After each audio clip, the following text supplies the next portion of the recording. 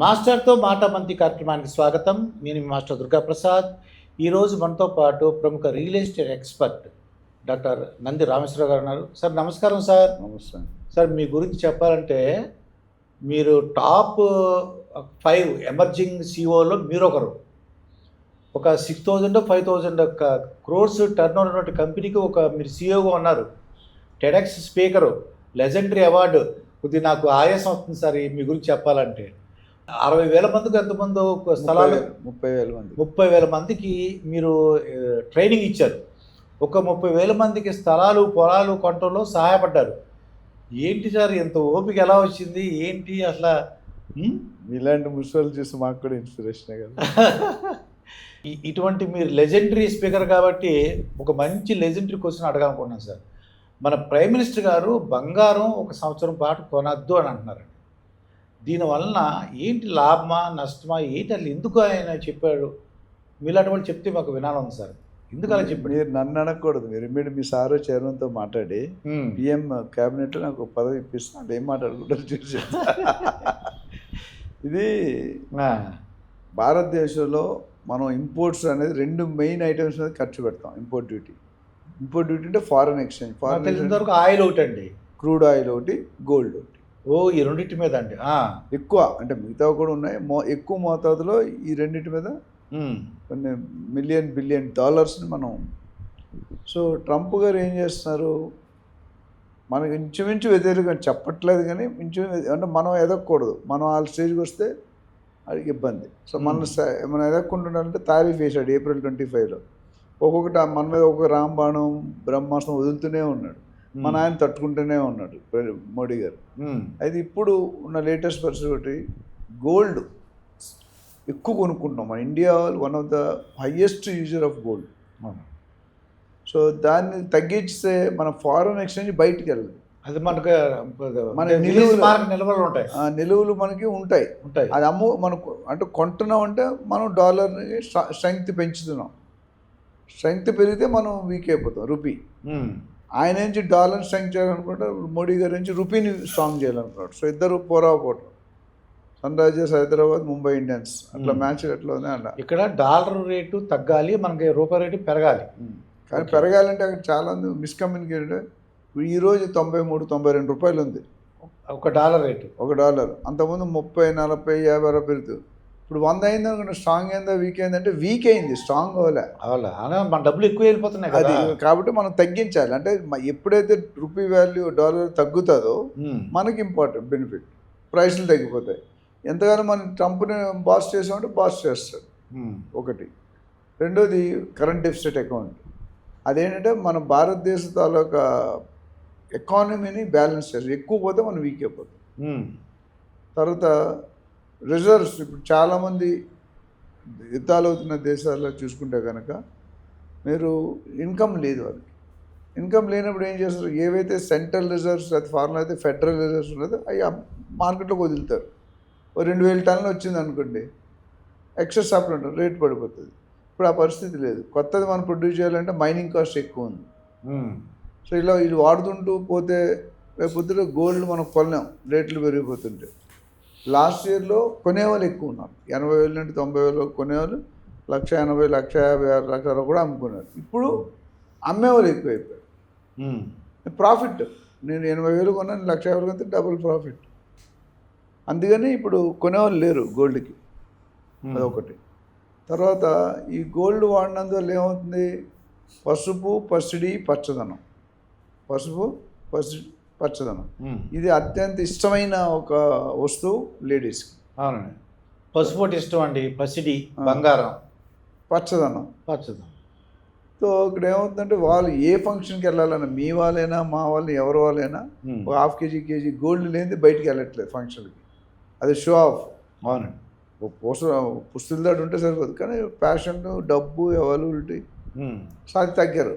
ఆ తగ్గదని ముందే గ్రహించారు మోడీ గారు. ఫోర్కాస్ట్ నెక్స్ట్ 5-10 years మనం యుద్ధం ఆగపోతే థర్డ్ వరల్డ్ వార్కి వెళ్ళొచ్చు, లేదా రెసిషన్ రావచ్చు. అప్పుడు మనం రెడీ ఉండవు, కోల్పోతాం కదా. దాన్ని మనకు ముందే మనల్ని యుద్ధాన్ని ప్రిపేర్ చేస్తున్నారు ఆయన. It's a good decision. So అయితే ఎంత శాతం ఫాలో అవుతారనేది ఇంగ్లీష్లో ఒక సామెత ఉంది, rules are made for bad people, but rules are followed by good people only. Bad people బ్యాడే ఉంటాడు ఇప్పుడు. ఓకే. రూల్ పెట్టింది ఎవరు, నువ్వు హెల్మెట్ పెట్టుకోరంటే మంచిగా అది చూడం. అది చెప్పాడు. ఇప్పుడు రూలింగ్ పార్టీ ఏం చెప్పినా అపోజిషన్ పెట్టి దాన్ని ఎగ్నెస్ట్ అంటారు. ప్రతి దాంట్లో అపోజిషన్ అంటే అర్థం అపోజ్ చేయడం.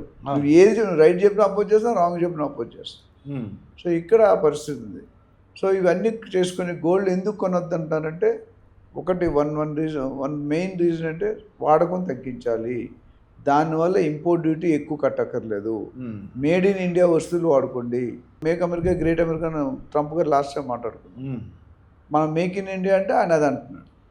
సో దీనివల్ల ఓవరాల్ ఏమవుతుందంటే, ఫండ్స్ని మనకి ఎక్స్ట్రా ఫండ్స్ ఉంటే ముందు అత్యవసరం అయితేనే గోల్డ్ కొనుక్కున్నాను. కొనొద్దని మొత్తం కొనొద్దని లేదు. పెళ్ళి ఉంది, మీరు ఎలా ఆపుతారు? మీ కూతురు పెళ్ళి ఉంది అనుకోండి, నాకు 20 తులాలు కొంటే కొనాలి. కానీ రేటు పెరిగిపోతుంది అనే భయంతో కొనొద్దన్నాడు. ఇన్వెస్ట్మెంట్ పర్పస్ కూడా వద్దన్నాడు. అదే రేటు పెరిగిపోతే ఇన్వెస్ట్మెంట్ ఫ్యూచర్లో 3 లక్షలు కొనొద్దు. మీకు అత్యవసరం అయితేనే కొనండి, లేకపోతే కొంతకాలం వేచి ఉండండి. ఆచి తూచి పాజ్ అంటాను ఇంగ్లీష్లో. మీరు డెసిషన్ తీసుకోండి. అది వెరీ వెరీ ఇంపార్టెంట్. ఎందుకంటే లేకపోతే తర్వాత ఓల్డ్ జ్యువెలరీ యూజ్ చేయొచ్చు. మీరు చెప్పిన దాన్ని బట్టి ప్రజలకి మంచిగా అర్థం చేసుకుంటారంటారా, లేకపోతే ఇది ఎగనిస్ట్గా మోడీగా ఉంటుంది అంటారా? 2 గ్రూపులు ఉంటాయండి. అపోజ్ చేసేవాడు ఇప్పుడు ఒక సీఎంఓ సిఇఓ పిఎం ఉంటే తిట్టిన వాళ్ళు ఉంటారు, పోగొట్టిన వాళ్ళు ఉంటారు. మనం 2 భరించాలి. భరించేవాడే భర్త, అంతే కదా. మీరైనా ఎవరైనా. అవునండి. సో అక్కడ కూడా 2 పక్షాలు ఉంటాయి. కాకపోతే పాజిటివ్ వేలో ఆలోచిస్తే మంచి నిర్ణయం అది. తను ఏమన్నాడంటే, ఇప్పుడు మనం డిమానిటైజేషన్ స్టార్టింగ్లో తీసుకొచ్చాడు. యూపీఐ ట్రాన్సాక్షన్ 95% యూపీఐనే అవుతుంది, డబ్బులు ఎవరు ఇవ్వట్లేదు అంటే బ్యాంక్. ఇక్కడ కూడా గోల్డ్ డిమానిటైజేషన్ స్కీమ్ తీసుకొస్తుంది. గోల్డ్ అంటే ఇప్పుడు ఎట్లా జనరల్గా మనం గోల్డ్ లోన్ తీసుకున్నాం అనుకోండి, గోల్డ్ పెట్టి మనం డబ్బులు కొన్నాడు ఆ గోల్డ్. ఇప్పుడు అలా ఉండదు. ఆ గోల్డ్ని కరిగించేస్తారు, ట్రేడింగ్ చేస్తున్నారు. ట్రేడింగ్ చేయమంటాడు బ్యాంకుల్ని. ఓకే, మీరు ఇచ్చిన ఆర్నమెంట్ ఉంటుంది, నెక్లెస్ గోల్డ్ అయిపోతుంది. ఆ గోల్డ్ని ట్రేడ్ చేస్తారు. మీకు మళ్ళీ తిరిగి ఇవ్వాలంటే ఆ గోల్డ్ బిస్కెట్ ఇస్తాడు, ఆర్నమెంట్ ఇవ్వరు. అది కొత్త ప్రపోజల్. ఇంకోటి పాత వస్తువులు వాడమని ఇండైరెక్ట్గా హింట్ ఇస్తున్నాడు. మీరు కొత్త కొనుక్కుంటే ఇంపోర్ట్ డ్యూటీ కట్టాలి కదా. అదే పాత వాడుకుంటే కొత్తది కాదు కదా. మీకున్న దానిలో రీడిజైన్ చేసుకోమని. ఫ్యాషన్ మారాయి, మీ ఫ్యాషన్ మార్చుకోవద్దు, మీ కోరికలతో వదిలేవద్దు. ఈ గోల్డ్ని వేరే డిజైన్ మీకు నచ్చిన డిజైన్ చేసుకోండి. పాత గోల్డ్ అంటే అందరి దగ్గర నిల్వలు ఉన్నాయి 10,000. అవునండి. ఇప్పుడు ఫ్యామిలీ సైజ్ అందరికీ గోల్డ్ నిల్వలు ఉన్నాయి. దాన్ని వాడుకుంటే మనం ఇప్పుడు ప్రస్తుత ఫారెన్ కరెన్సీ బయటికి వెళ్ళదు. ఎక్స్చేంజ్ ఇప్పుడు ఫారెన్ ఎక్స్చేంజ్. అది ఈ బంగారం కొనొద్దన్నారు రామేశ్వర గారు. ఈ షాపులో మరి ఏమైనా ఇబ్బంది పడతారట? షాపులు దాంట్లో డెఫినెట్గా ఉంటుందండి ఇబ్బంది. అంటే మొత్తం ఏం చేయడండి, ఒక పార్షియల్ ఇంపాక్ట్ ఉంటుంది. ఒక కొత్త పని చేసినట్టు అందరూ నష్టపోరు, అందరూ బెనిఫిట్ పొందరు, మిక్స్ ఉంటుంది. ఏదో అంటే వేలవేరుగా కొనుక్కోకుండా. అది కూడా అపోజిషన్ పార్టీలు కొంతమంది ఏమంటున్నారంటే, మీరు అసలు గోల్డ్ షాప్లో బ్యాన్ చేయొచ్చు కదా, ఎందుకు మీరు కొనొద్దన్నాడు గోల్డ్ షాప్లో ఎందుకు పెడుతున్నారు అని అడిగారు. అయితే ఆయన దేశ ప్రధానమంత్రిగా ఆయన మంచి ఆలోచించాలి, చెడు ఆలోచించాలి. గోల్డ్ షాప్ మూస్తున్నాం, లక్షల మంది రోడ్డు పడతారుగా. అవునండి. ఈ తయారు చేసేవాళ్ళు, సేల్స్ వాళ్ళు, వీళ్ళు బిల్డింగ్ అందరూ బయట రావాలి కదా. మరి వాళ్ళ పరిస్థితి అండి హైడ్రా పరిస్థితిలాగా అయిపోయింది. సో ఇవన్నీ కూడా మన దేశ భవిష్యత్తుని, ఫారెన్ ఎక్స్చేంజ్ని, ఇంపోర్ట్స్ తగ్గేయమంటున్నాడు. దీనివల్ల మనకి నిల్వలు కొన్ని ఎక్కువ పెరుగుతాయి. అదే ఏదైనా రెసిషన్ వచ్చినప్పుడు దానికి ఉపయోగపడుతుంది. అదండి, విదేశ మారక నిల్వలు మనకి పొదుపుగా వాడుకుంటాం. వాడుకోవద్దంటలేదు, తగ్గించమన్నాడు. ఇంకోటి ఏంటంటే కూడా ఆయిల్ కూడా కన్జంప్షన్ తగ్గించమని అడుగుతున్నారండి. దానికి కూడా ఇంపోర్ట్ డ్యూటీ కదా. దానికి కూడా ఇప్పుడు కార్ పూలింగ్ అన్నాడు. కార్ పూలింగ్ అంటే మీకు ఐడియా ఉంది కదా. అవునండి. ఒక కారులో 5 కార్లు వద్దు, 4 కార్లు తీసి 5 కార్లు 5 వేలండి. అంటే ఒకటే కార్లో 5 వేలండి. అంతకుముందు 5,000. 4 కార్లు రోడ్డు తగ్గిపోతాయి కదా. ఇంకోటి అంటే అది పబ్లిక్ ట్రాన్స్పోర్ట్ కూడా ఉపయోగించుకోండి, ఏదంటే మెట్రో కానీ, ట్రైన్స్ కానీ, బస్సులు కానీ. అదే కాకుండా వర్క్ ఫ్రమ్ హోమ్ అన్నాడు. వర్క్ ఫ్రమ్ హోమ్ చేయండి. అది దానివల్ల అడ్వాంటేజ్ ఉంది.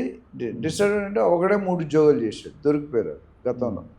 ఇంటి దగ్గర ఉంటాడు కదా, 3 గంటలు మీరు ఎలా ఒక్కొక్క గెస్ట్కి గంట టైం ఇస్తారు. వాళ్ళు కూడా ఈ కంపెనీ 3 గంటలు, ఈ కంపెనీ 4 గంటలు, ఈ ఛానల్. సో అవుట్పుట్ పడిపోతుంది. ఇప్పుడు ఒక మనిషికి ఒక భార్య ఉంటే పర్లేదు, 5 2 3 ఉంటే ఎప్పుడు ఇట్లా అయిపోతుంది. సో బట్ అడ్వాంటేజ్ ఉంది, డిసడ్వాంటేజ్. రియల్ ఎస్టేట్ కూడా ఇంపాక్ట్ అవుతుంది. వర్క్ ఫ్రమ్ హోమ్ ఆఫీస్ అని మూసుకోవాలి. చూద్దాం మరి 1 year పాటు బంగారం కొనొద్దన్నారు. అది ఏ విధంగా ప్రజలు తీసుకుంటారు, ఏం జరుగుతుందో చూద్దాం. అంతే. ఇదండి నంది రామేశ్వర గారితో జరిగిన ఇంటర్వ్యూ. మరొక ఇంటర్వ్యూతో మీ ముందు ఉంటాను. మీ మాస్టర్ దుర్గాప్రసాద్. నమస్తే.